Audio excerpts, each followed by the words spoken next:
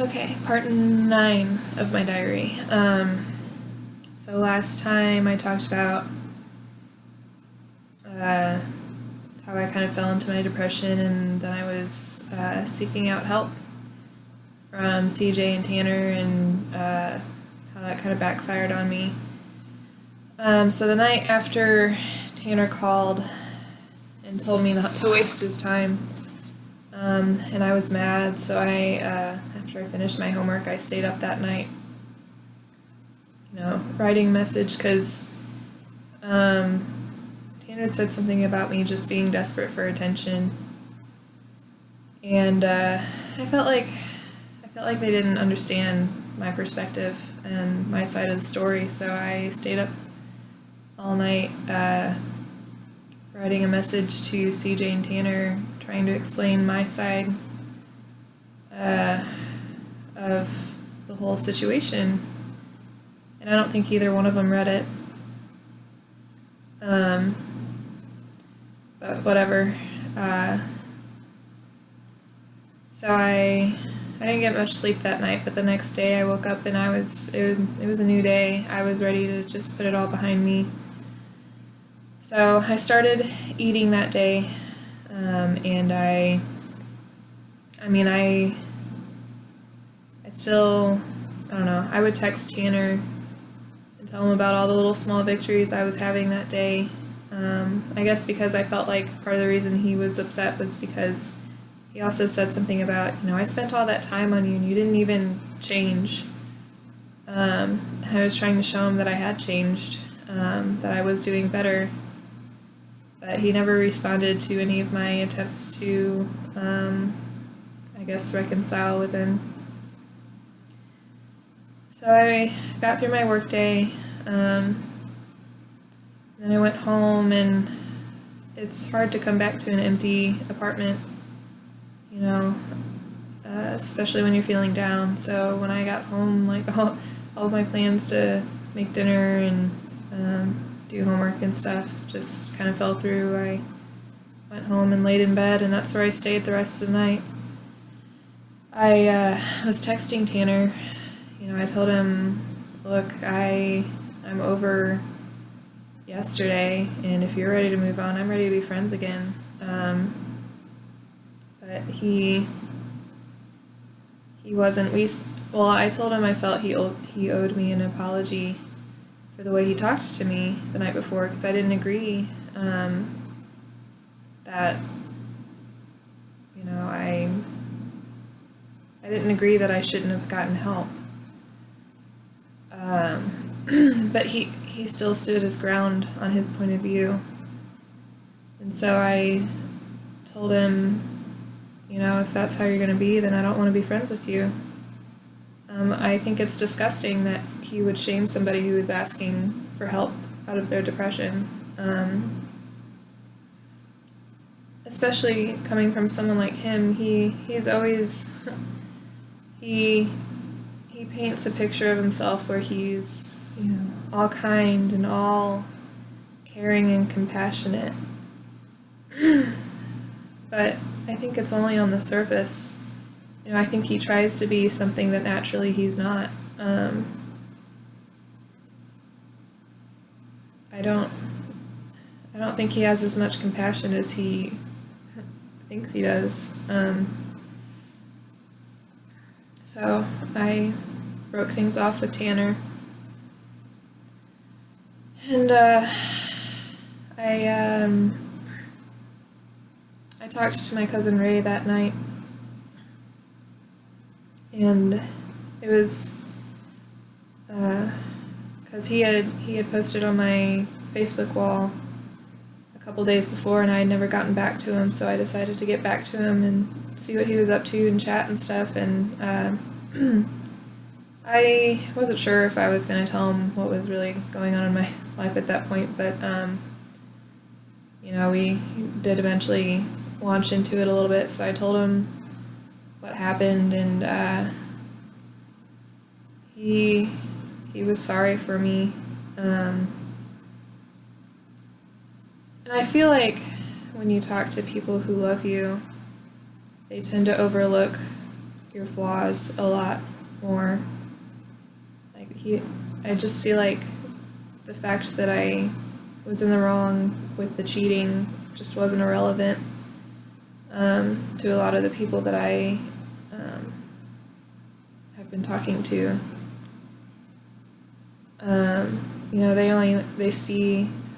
They see the hard time that I've been having, and that's what they react to. And I'm thankful for everyone's support, but at the same time, I almost feel like I don't know what I've been looking for by telling people about my story. I think sometimes I feel like, I want to be scolded for what I did, while also being understood. I don't know what I'm looking for by talking to people about it, but anyways, so Ray and I talked for a while, and probably the most impactful thing he said to me was, I've known you for a long time, and I know who you are. And I think that was very impactful for me, because I felt like for pretty much since the time that CJ and I started cheating, I wasn't myself. I was, but I wasn't. And I just felt like it was comforting to know that there were people who knew me, that truly knew me, and could kind of get me back on track, during the times that I lost myself. So yeah, I think the timing of when my cousin checked in on me wasn't coincidence. I think that was a design, because he and I hadn't talked in a long time, and just the timing of when he checked up on me, it couldn't have been better. My brother also called that night to check up on me, make sure I was starting to eat and stuff.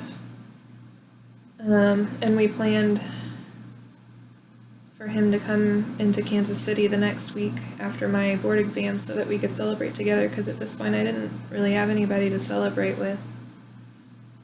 And I didn't want to spend times that I should have been celebrating by myself, because at this point I didn't have anybody. I didn't have any close friends.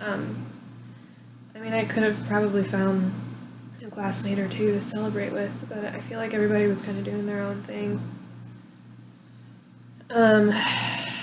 So yeah, we arranged for my brother to come into town. And so I was glad. At the time I felt so supported. I felt like family is the best thing. I made a Facebook status about how the blood runs thick in the Meyer clan. I feel like they'll always have my back. Even if we don't talk for a long time, they'll have me.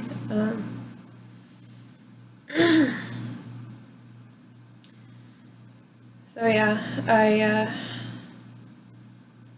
finished out the rest of the week my clinical, and I was still sad about everything that happened, but I was just trying to live with the mindset that I was never going to see or talk to either CJ or anybody ever again. And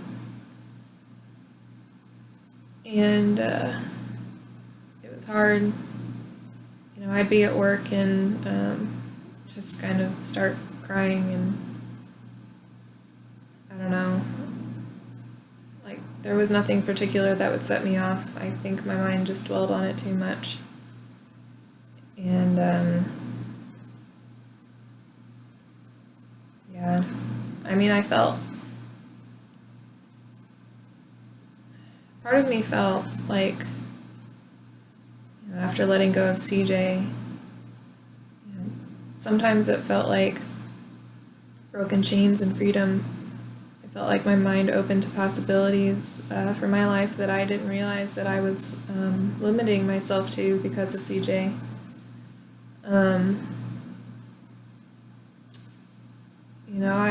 The open field that had at first appeared in front of CJ and Michelle, was now in front of me, and I didn't have the option to back out like they did.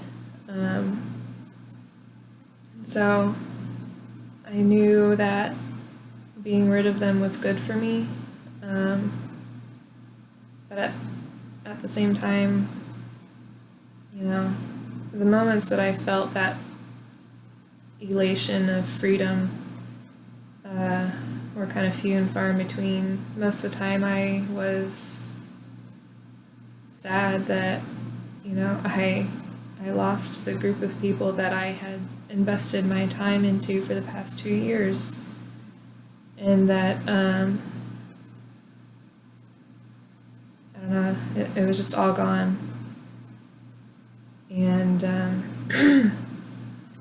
I tried to start looking for other options, for friends, and it's just hard because everybody has their own lives. At my age, everybody's either got, a spouse and kids, or, they're working 2 jobs, and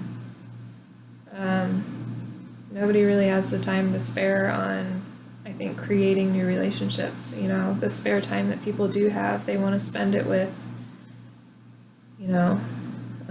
the relationships they already have. Lord knows that spare time is sparse. Sparse. I don't know how you pronounce it. So it was just kind of hard to ask people to make a change in their lives to accommodate for what was happening in mine.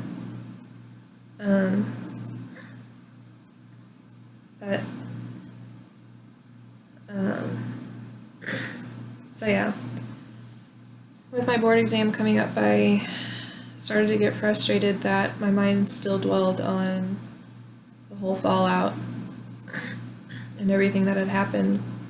So I talked to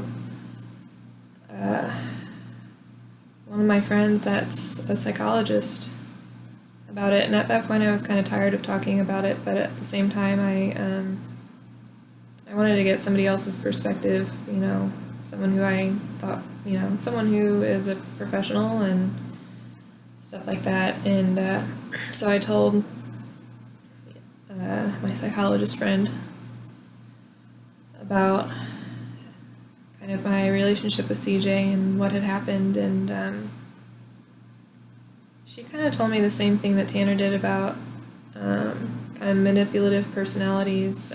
She said it sounded like CJ was a bit of a narcissist, and she gave me a couple of website links for support groups for people who'd been in relationships with either a narcissist or psychopath.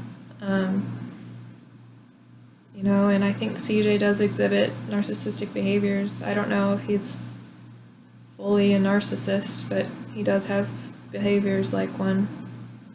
And some of it was helpful, but because I didn't feel like the definition of a narcissist fully applied to CJ, I took what I did, I took what I could from it, but it wasn't, I don't know, it was too general, I think. Too many generalizations and stuff like that. I don't know.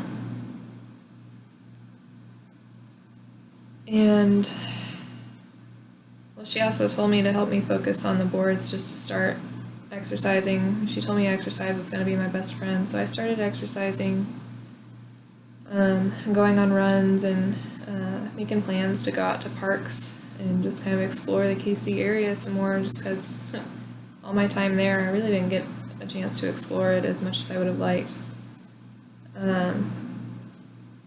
So I would go on runs, and stuff like that, and that held me over, until I took the board exam.